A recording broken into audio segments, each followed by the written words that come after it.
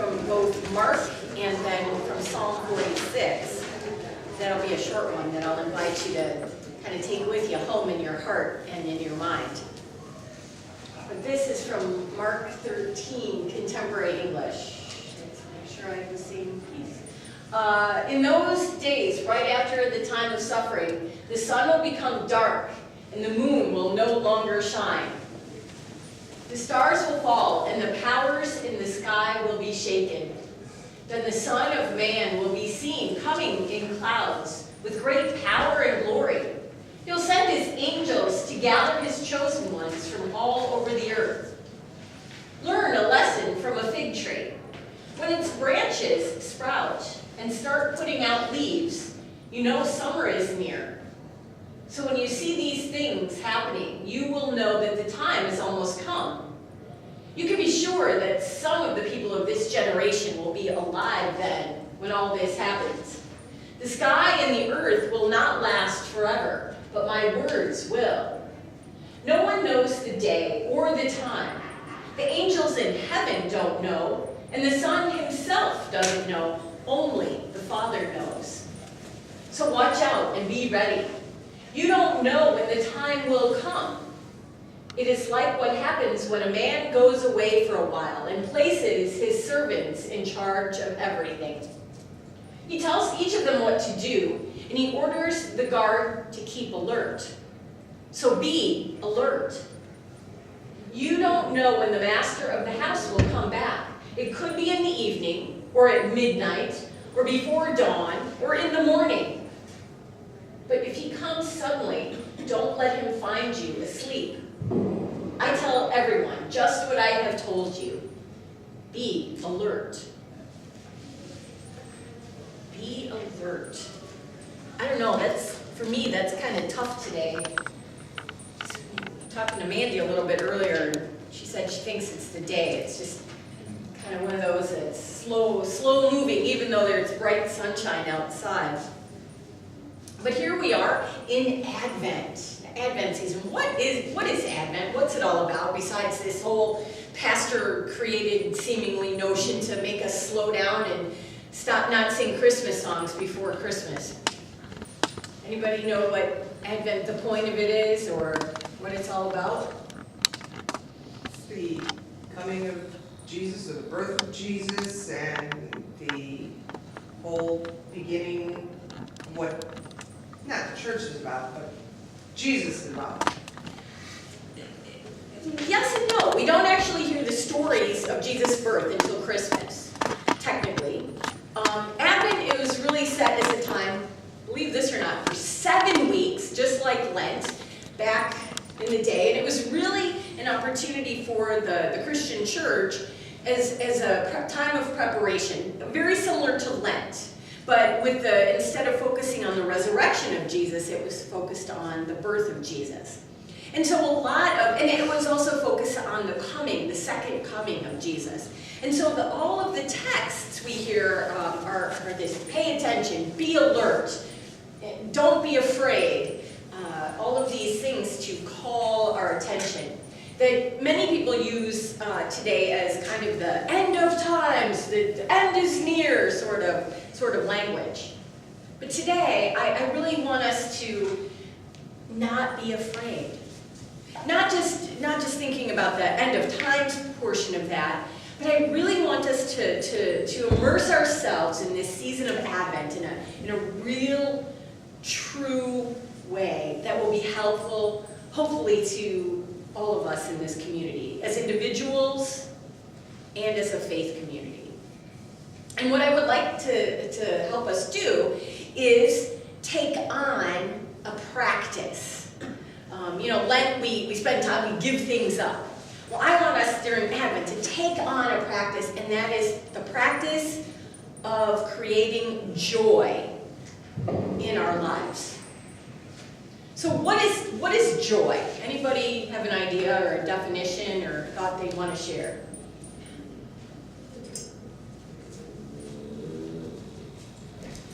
It's kind of it's a small word, right? We sing about it, right, from time to time. We've got the joy, joy, joy, joy. Where? In my heart. Down in from my heart. There's another song, though, that we sing that sometimes people equate with it, right? Don't worry, be happy. Are joy and happiness the same thing?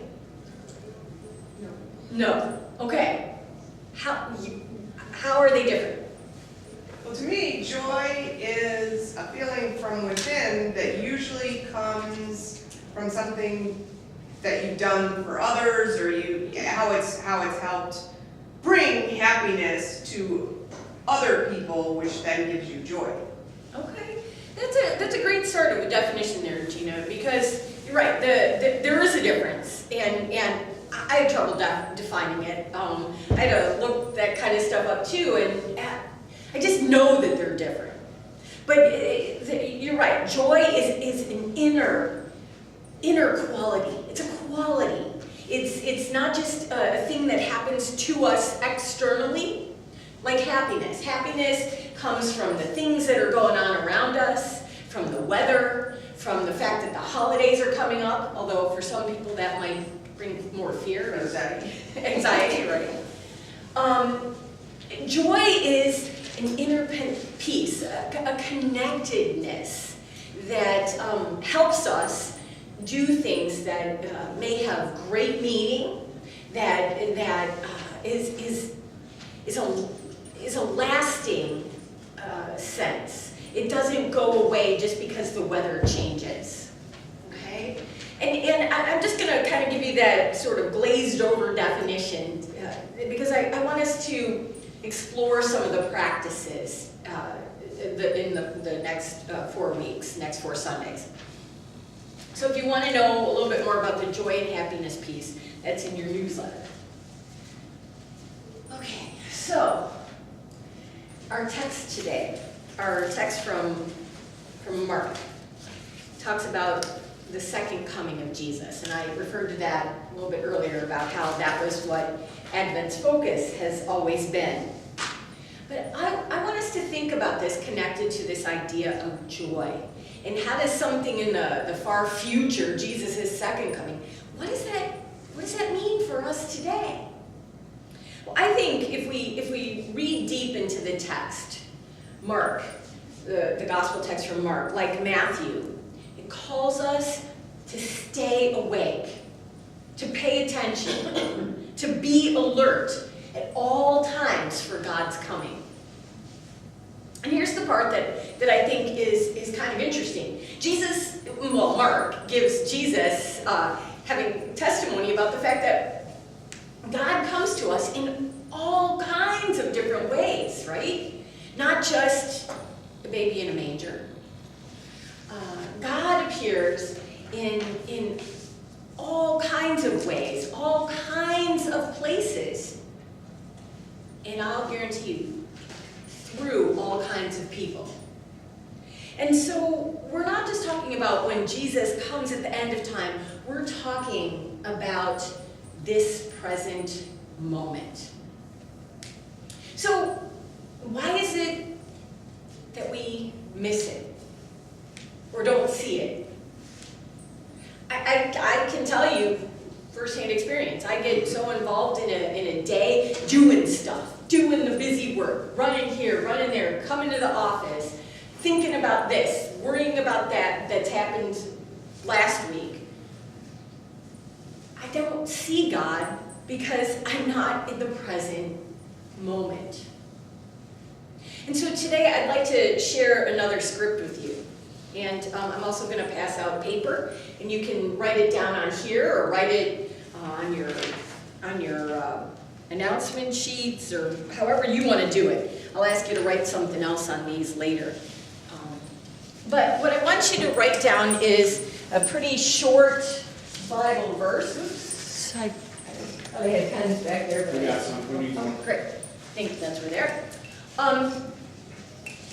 I want you to write down, it's from Psalm 46, and it says, "Be still and know that I am God." Be still and know God.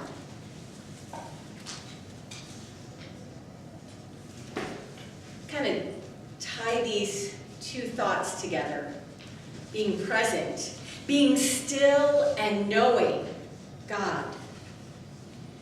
So that I think in our everyday life, in our culture, I can't accuse our culture of being the only time and place and culture that's like this. I think every culture has its issues, but I don't think we slow down enough to catch up with God. And so I hold out to you that one of the practices that I really want to engage us with this Advent season is being present. Being in the moment, in the now. That's hard work for a lot of us. In the first service, I had the young people up front, and I asked them to be still. They actually were pretty good at it when they thought of it as a game. But when you ask them to be still as a parent or a grandparent or aunt or uncle, no. But I tend to think that adults, we can't do it very well always either.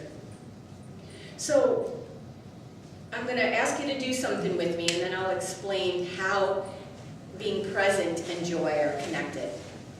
So what I want you to do is sit deeply in your seat. If you want, close your eyes. And this is where John Verner said, I gave you all permission to fall asleep if you want. But I want you to think about some of the things that have been troubling today or in the past week. And I want you to breathe them out.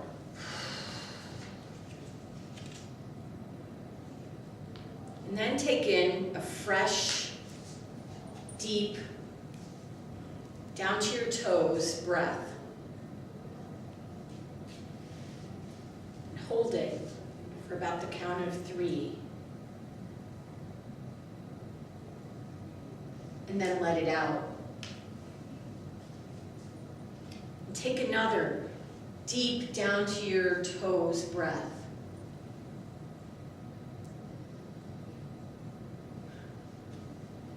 And let it out. Invite you to keep on doing that. Feel yourself in your seat. Feel your body sort of relax. Maybe like me, when I start to deep breathe, my forehead gets a little tingly because my brain is actually lighting up, because this is what we're meant to breathe, but often don't do. Being present, being still, allows us to slow down and catch up with God. Being still gives us the ability to see God in the moment, to feel God, to hear God, to sense, perhaps even smell God. And in a few moments, we'll be able to touch and taste God through Holy Communion. Our society gets moving so fast that we forget this sense of breath. And when we're breathing in deeply and our brains might be a little tingly and maybe down to our toes, it's because, remember, God breathed into human beings at the very beginning, giving them life, giving them that breath. We are part of that story. We are part of God that deeply. God wants to live in us by breathing into us. And to best know God, we have to be in touch with that breath and in the present moment.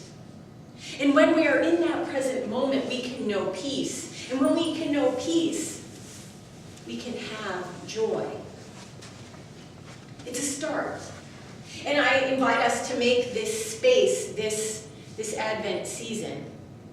I invite you to continue and keep breathing deeply, breathing God in, breathing the fullness of God through your life, and know true joy by knowing God.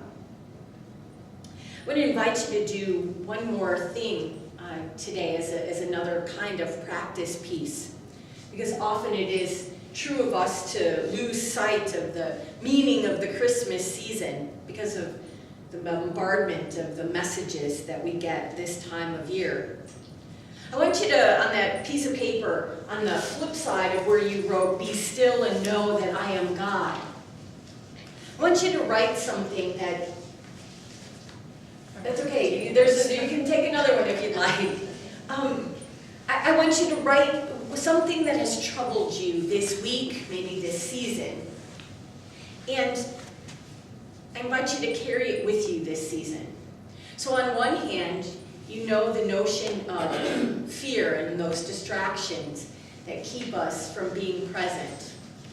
And when you feel yourself recognizing those things, I want you to flip it over and remember to be still and know God.